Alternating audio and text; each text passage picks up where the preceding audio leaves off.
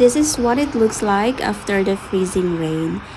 Kapag ganito ang panahon ay sigurado na malamig sa labas because of the cold wind or breeze it brings. Gaya ng puno na ito, this pine tree is being coated by icicles.